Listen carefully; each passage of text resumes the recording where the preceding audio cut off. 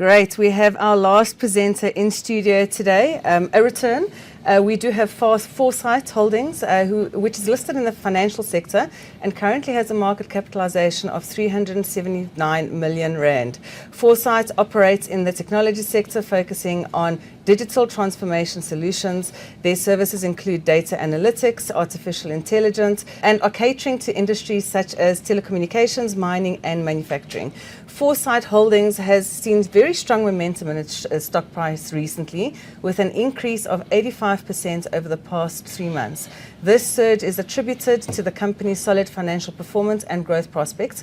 We do have Tasha's in studio today to unpack some of the reasons behind this particular share price movement. Tasha's, welcome back to Thank studio. you very much. Thanks, Brett. So the sound playing there is actually Morse code, and it's data. But then there's also a binary code there, and a QR code, and a barcode. So that's all what we do is data. Yeah, so luckily, hard work, last 4 years, solid double-digit growth all over.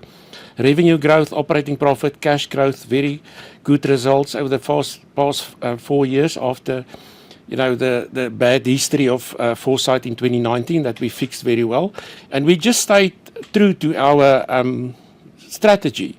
We strategized beginning of 2020, then COVID hit us. That was a nice article that was published the other day, best performing tech stock on the JSE.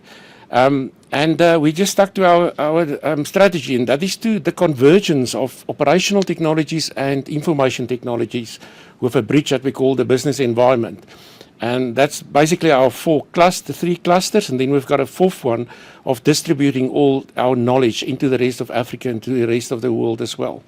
So we are digitally, while we say AI, I hear the other day the people in the Cape say I, so we call it now 4AI, and it's really the differentiator here is to deliver artificial intelligence on all the solutions and services that we present to the market. There's a big hype around artificial intelligence nowadays, all the co-pilots and stuff released, but there's not really a lot of solutions, taking that to business and giving business solutions, and I want to speak more about that. So good footprint of partners all over the world, in Africa especially, with our big expansion plans as well, aligning ourselves with Microsoft and their Kenya operations that's expanding into the future, with good growth. So that is basically the 4 clusters that we operate in, the information technology, operational technologies, the business environment, and then the channel partner business. And then we support all those businesses with a very strong centralized services that these guys and engineers can really do what they do well, and that is to deliver solutions to our customers and partners. And this is really what we do, these steps of taking companies, we always say, taking companies from no sight or hindsight into 4Sight. And the 4 steps that you really need today in order to do this. The biggest reward for a digital transformation strategy for any business is to actually get cost savings and actually save time to the business leaders, that you can do what you must do very well in all that saved time.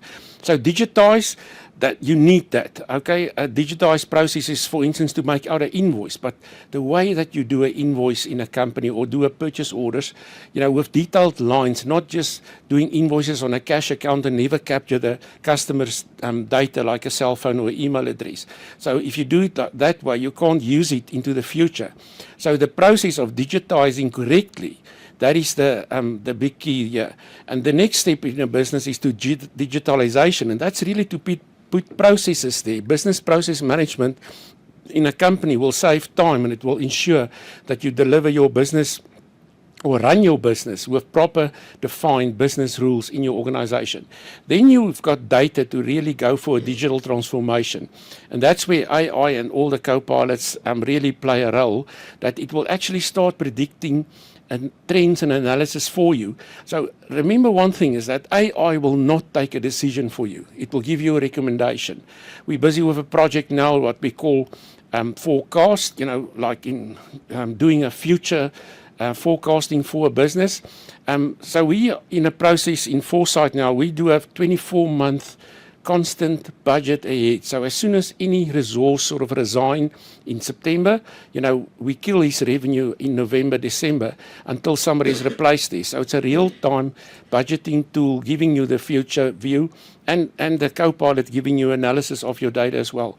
Our integrated annual report in August this year was also published, with Copilot. So it's online. We applied to the JSE saying we only want to do it with Copilot. They said, no, you need a PDF, okay? So we've got the PDFs and the statutory requirements there. But you can ask questions on our website saying, should I buy 4Sight shares, for instance? And that's where responsible AI comes in, that we do have the correct data to give the facts out. And not to really make a recommendation, but to just give the facts out to the world.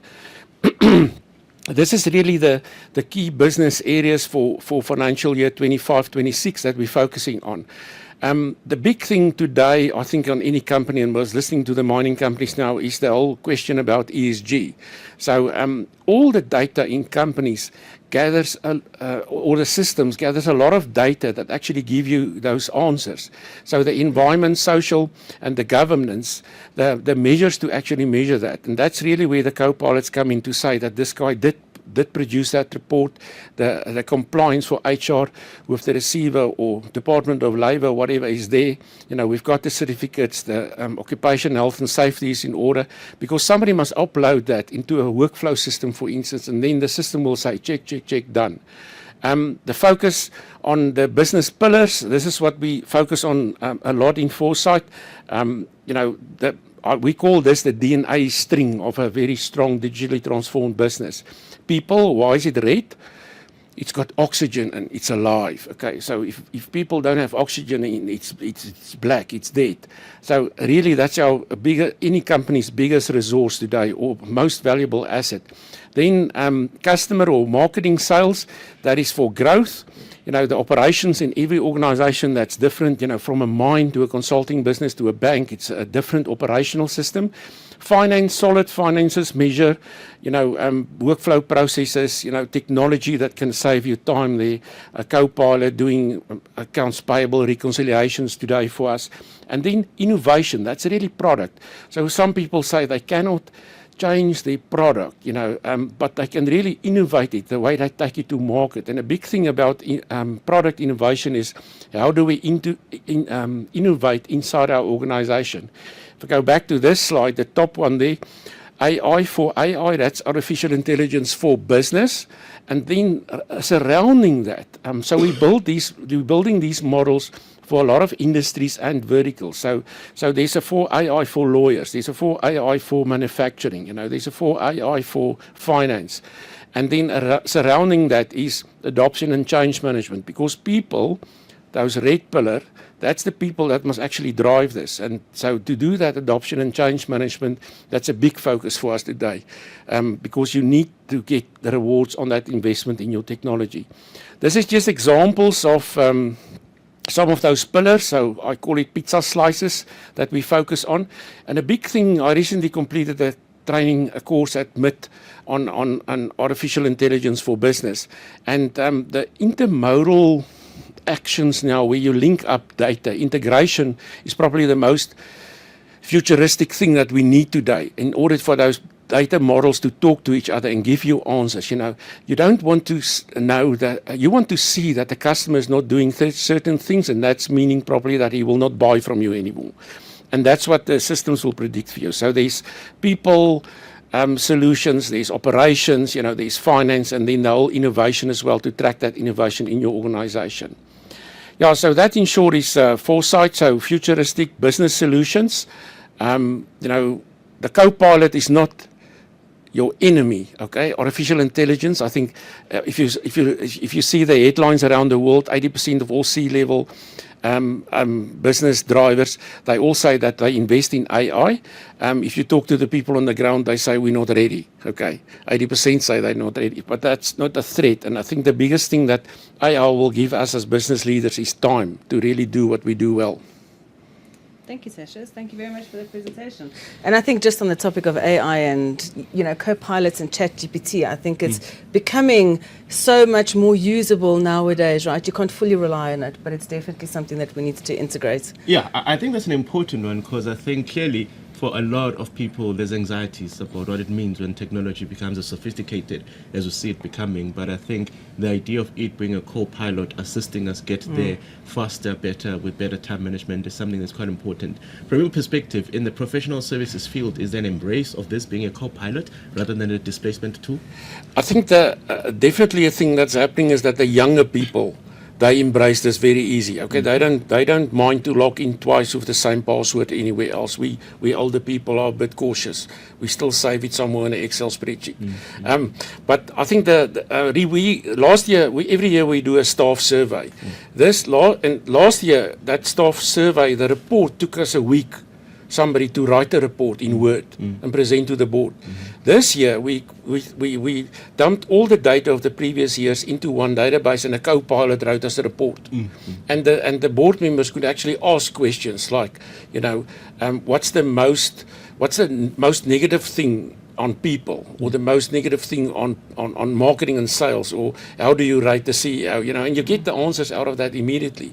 So that time saving is the biggest thing that we really drive, for execs. Yeah. But the uptake on execs, I think adoption change management, that's the big answer for that, to actually show them.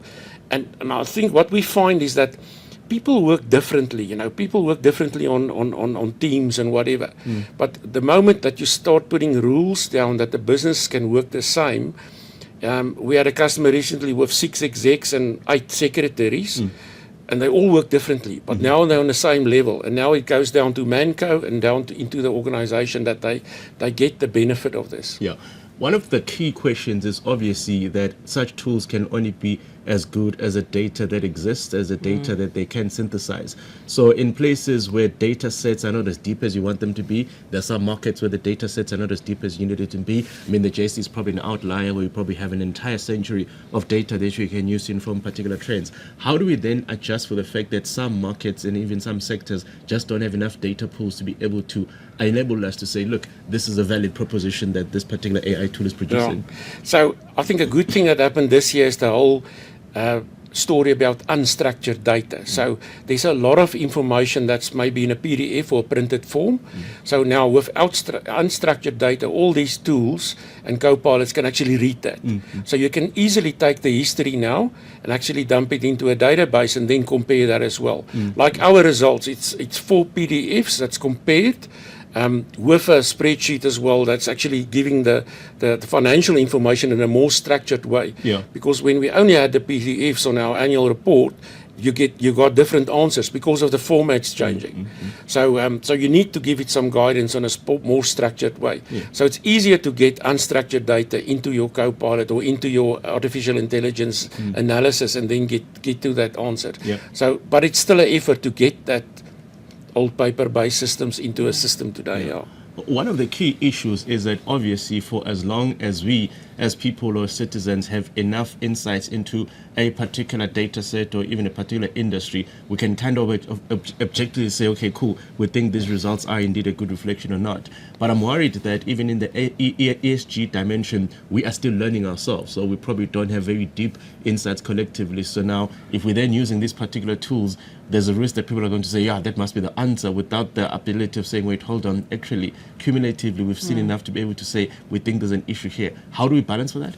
I think the big resource for that, I always say we know what's the answer. Now let's work back and do the sum. Okay, and the sum is really sitting in data. And all the big suppliers and vendors of software, they all have their own artificial intelligence tools now. And this is where the concept now comes in of multimodal models. So where you link that and then you get the truth, So if you, like we've got a process now that we're launching as part of our innovation, is to do away with the old traditional way of recruitment, where people send in CVs and then your staff must read 10 CVs. And then do 5 interviews, So the co-pilots will now tell, if you want a job, fill in online. upload your CV, we checked your LinkedIn profile already, and we compared data, and we see that this is 100% truth, Yeah. and this is a fit to your job description. So that's the safe, but you say is very true. The data structures is more important than, that's probably the most important thing that we need right now. Yeah. The last one is that people are always worried about the ethical dimensions, and that's a topic for another day. I'm just curious, are there any particular industries or particular sectors where such tools are a no-go area? I know in academia it's been a long-standing battle of saying, well, if students can simply input this into some tool and get an answer, what is actually the value of the academic enterprise going forward? Other institutions, I know Stadio, for example, have then said, well, we're going to embrace it. We know people are going to use it. We just need to be able to then say, these are the new rules around plagiarism, around ethical clearances, now that we know that people are using that. But it still seems to be quite a very, very young way, in a very different way in which people are dealing with it. Are there particular no-go areas where we should say, that's enough technology for now? I don't think so, no. I really believe AI is your friend. It will give you more time, it will give you more time for innovation to better your business, Okay, Patricia? Okay, good. So, Tasha's, we do have one question which we have asked every CEO, Yeah. and that is, if you had one superpower that would help your business, what would it be and why? Time to deliver these solutions very quickly. Okay, so so we've got a good plan. We invest 20 million this year in building these little applications for businesses, like recruitment, for instance, that module. And it doesn't matter if you use different products from maybe Sage or whatever, payroll systems or whatever, HR systems. So these stuff, it sits in the cloud, so it's on top of the application, and the data there will give you the answer. So stay on your apps. I always say a trial balance is a trial balance. That's the accounting system output, but your analysis really on your financial performance of businesses and divisions or whatever sits in your data that you link other databases to as well. Okay. There you go, time and AI, right? The two go hand in hand. pretty much. Co-pilots. I like Co-pilots. co-pilots, yeah. Why is it called There the we go. co-pilot? We're co-hosting. We think collaboration always works best. And I think even in the world of technology, we've got insights and instincts as human beings, and we simply need this enabler to get us there. Yeah. Am I right? There you go. I've got this little joke, co-pilot, because the pilot flies the plane. The co-pilot is a guy that goes through the manual just before the crash. Oh, And gosh. just tries to remember what to do at the time of Now, crisis. well, now with AI, you don't want the guy going through the Yeah. little book before the crash. But thank you very much, Tasha. Thank you very much for joining us in studio today. It was a pleasure having you here again.